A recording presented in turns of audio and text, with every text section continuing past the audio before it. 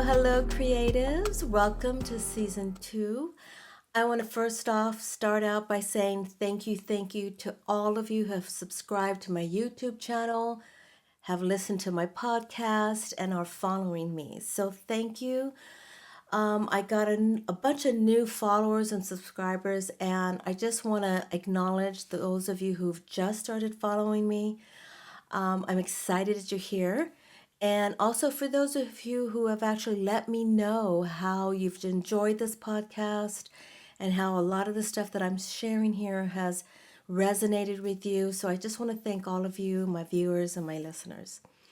So in this episode, I'm going to break down the difference between the human brain and the creative spirit or your creative soul.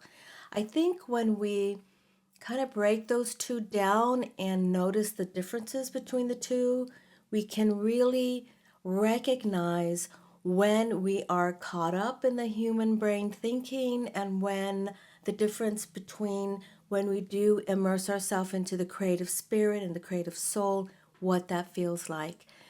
And the reason why I want to bring up the differences is that'll help you become aware when you are spending so much time in the human brain thinking that it's creating a lot of anxiety and worry and stress. And when you can consciously make a choice to do something creative to help balance that out. So let's break those two down. So the human brain is the part of our brains that wants to overthink. It wants to assess situations for potential danger, embarrassment. It wants to figure out what's happening. It wants to problem solve. It also is connected to the ego that is highly critical, even self-critical. It's the part of us that feels insecure and starts doubting ourselves. It's the ego that wants to avoid uncomfortable situations. So it has this way of trying to assess the situation and telling you, oh, that's not good to go in there. You might be embarrassed. Or it's the hesitation to express your true self because you're afraid of embarrassment or afraid that you're doubting yourself and you're doubting what you're going to say. So that sometimes the human brain has a tendency to get in the way of us voicing our truth. So the human brain was made for survival. If you want to think of it that way, it was made to keep us safe. It's made to keep us surviving. So it has to look for the next meal. Where's the next source of food going to happen? So it has a tendency to want to think about the financial situation that you're in. It also has a tendency to want to take in a lot of information so that it can analyze what situation am I in? I don't like that uncertainty. So the human brain or the ego does not like uncertainty. It doesn't want to be in a situation where it doesn't know what's coming around the corner, right? And that's part of survival, keeping us safe, being protective. So if you think of the human brain, that it was made for us so that we could stay safe, that we could survive, know where to seek shelter, what to figure out in terms of our next source of food. So that when you think of that, it's kind of a primal part of our brain. Now, fast forward to today, the human brain really is on overdrive. So one of the things that prompted me to talk about this is that I was listening to the news, trying to, just get a sense of what's going on in the world. And it occurred to me that we probably spend 80 to 90% of ourselves in the human brain, assessing, figuring it out, analyzing, critical brain, majority of our time. So what happens, and I think this is important because, we need our human brains. We need to know, what do I need to get done today? Where am I going to go shopping for groceries? What's my doctor's appointments today, right? Or what projects do I have to get done? What deadlines do I need to meet? Stuff like that is all important. But what happens is that we don't recognize how much of our human brain we are utilizing, even when we don't have to utilize it. And a lot of times, when there is stuff going on globally, our human brain kicks in to possibly thinking about, well, I'm not liking the situation that's going on right now with the government, with the natural disasters, with the world. Maybe I need to make different arrangements for my life, my location. Maybe I need to move out of the country. It's like that is the worrying and the anxiety that I'm sure all of us feel right now, and that's normal. But we need to recognize when it's on overdrive and we're overthinking and we're worrying about the future. Because the thing is that we don't necessarily know what's going to happen tomorrow. There's no way of reading the future. We can only do our best in terms of the choices that we make for ourselves. And one of those choices is being able to stay clear um, with connecting with yourself and who you are, connecting with that true part of yourself, and balancing that out with the human brain stuff. Because I think what happens is we're so on the human brain, we're problem solving, we're trying to figure things out, we're trying to understand what's going on, that we don't balance that out and give ourselves enough time to stay in the creative spirit. So let's break down the creative spirit because I know that many of you can understand this. One of the reasons why I think it's so important to do something creative is because it moves us out from our human brain to our heart center, to our soul, our creative soul. And this is where, think about it, this is where that heart center, that soul part of you, that's where your dreams come from. That's where your creativity, your imagination, your intuition.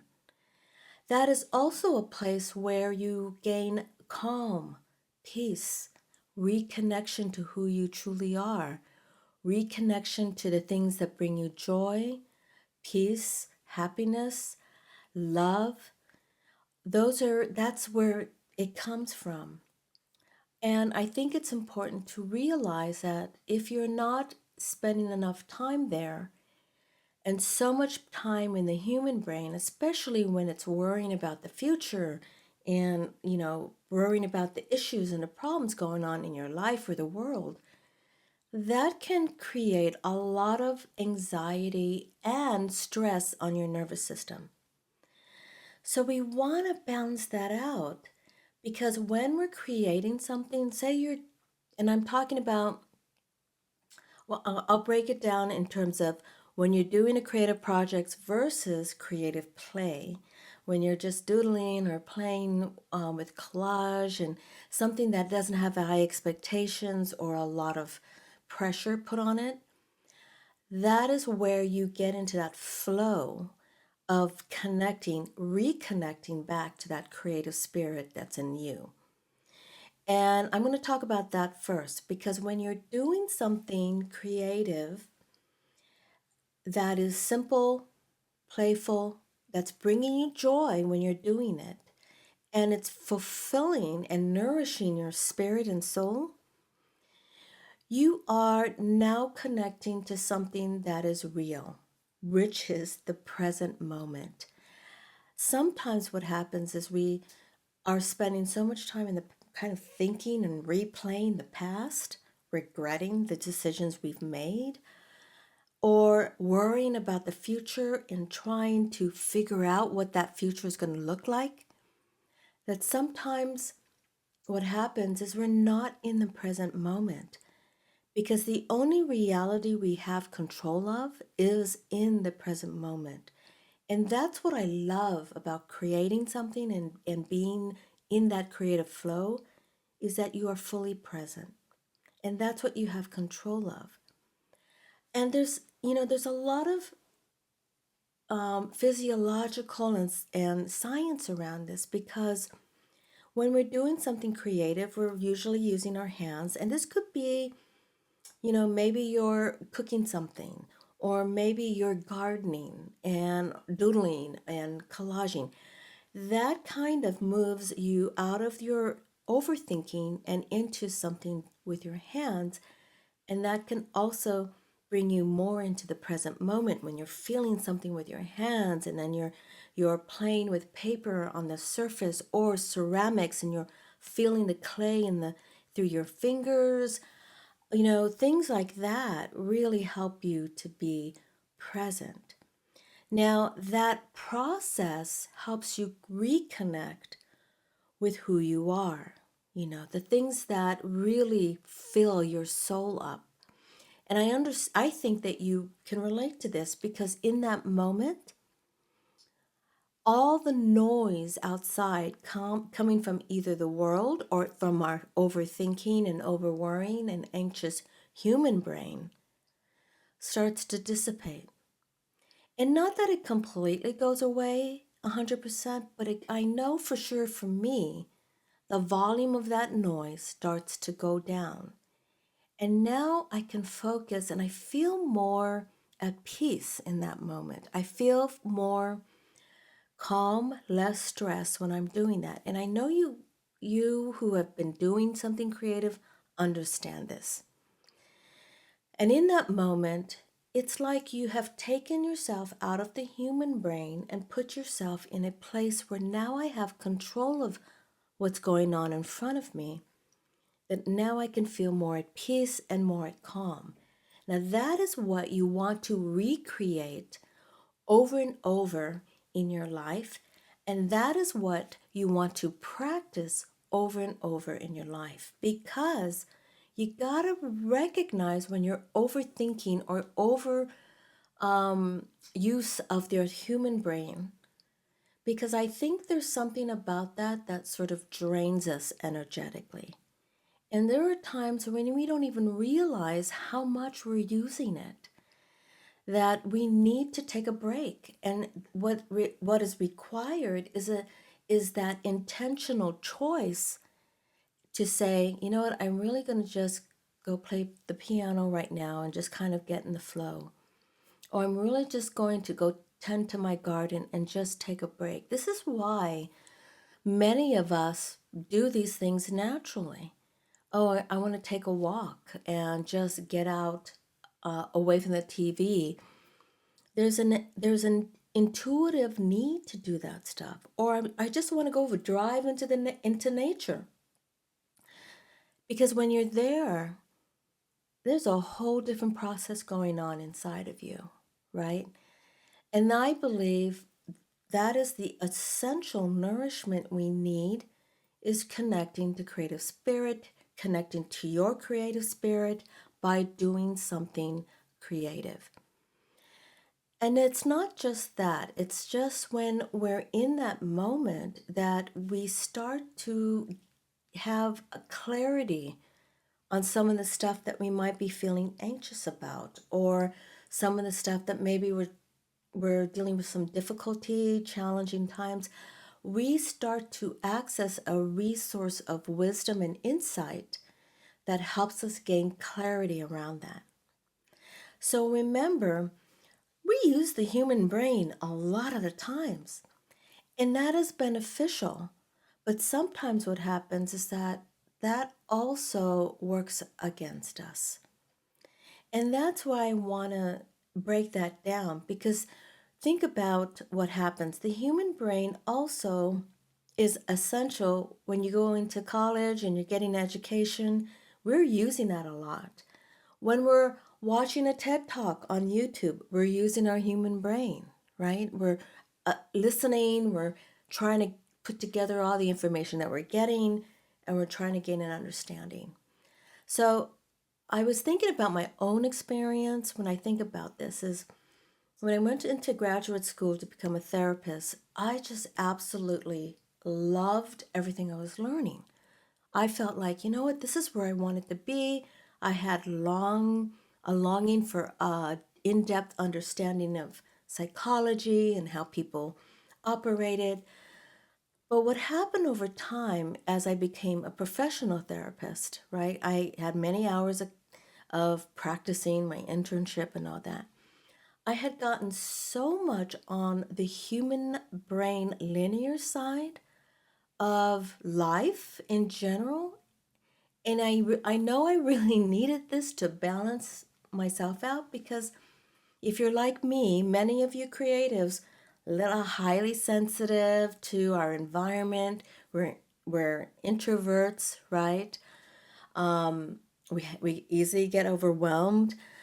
All of that stuff was working against me when I was younger, that I kind of needed a little bit of on the opposite end, just gaining some of that linear understanding. But like I said, I got so much on this side that I disconnected from that creative part of me. Because I also went to art school, which also kind of forces you to apply that human brain part of that creativity. So getting back to the difference. Now, if you're a creative professional and you're training to be a creative professional, you're really mastering your craft and whatever art you're doing, whether that's writing, whether that's playing an instrument, performing, that's a different thing because you do need to dissect how you can perfect your craft. And you do need to dissect some of those principles and apply them. You need to fine tune some of that stuff, right, to get really good at your profession. Totally different. But you want to be aware that the art education or whatever education you took to get into the profession, you want to stay connected to the creative spirit soul part of your artistic creative self. You got to keep that connected. And that means, for example, if you're a performer, and that's the thing with performers, that you are using your whole body, right? That is your craft. And whether you're an actor or a dancer or, playing an instrument, you are your art.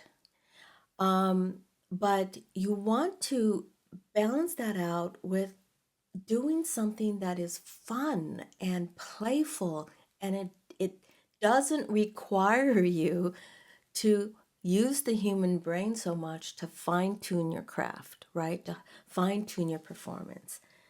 So, getting back to my experience, so what happened was I got so linear with my creativity that I had to really, when I decided to close my private practice, I had to really go back and reconnect to that creative soul part of myself. And that was a struggle. And it wasn't so much a struggle as I had really become aware of how disconnected I had become. And this is the fun part and the most rewarding part for me that I am now teaching others right now is that it is so important to now begin to reconnect to that soul part of you and how beneficial that is.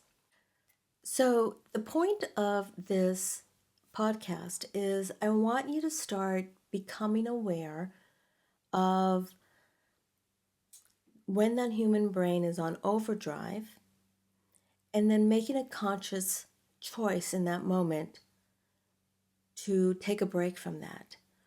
We can't operate from here all the time. I know there's some people who that's how they're made, that's how they're wired.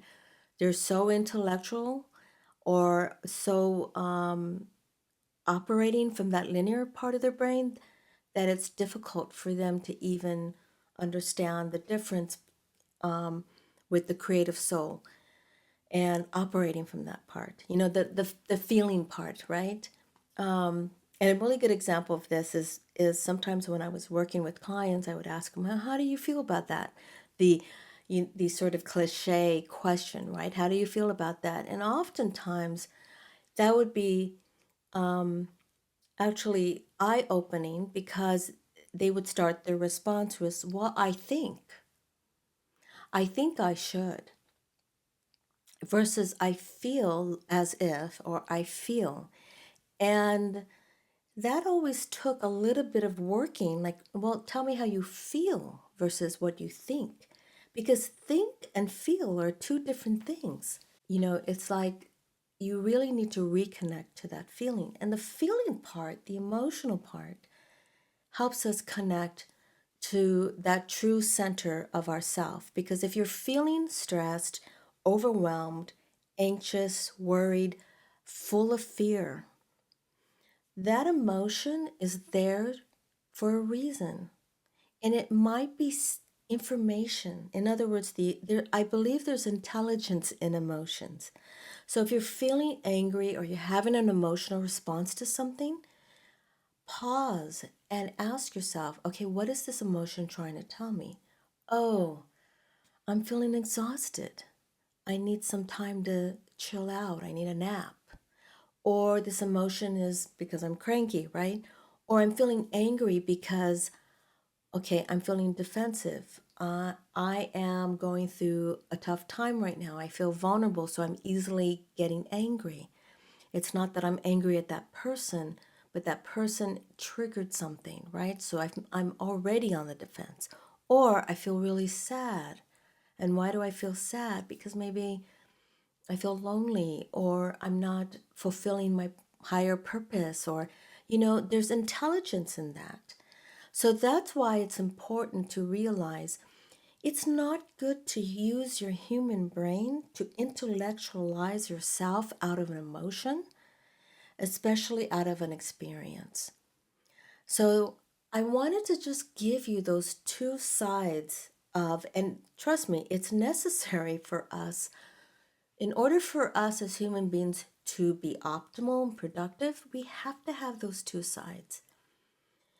But it's important, again, I'm going to emphasize, to recognize when I'm a little bit stuck in the human brain part or the ego part.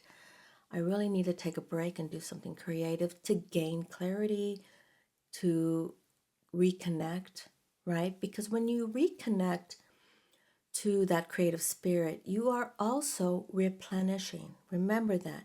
You are replenishing, because the human brain has a tendency to drain us energetically, spiritually, and mentally, that we need to replenish that. So I know when I'm doing something creative, I'm reviving. Now I feel more energized when I come out of that creative session. I feel more energized. I feel more clear, connected to what is my higher purpose and what is true. I hope that makes sense. There's so much more to sort of break that down, but I don't want to overwhelm you guys with a lot.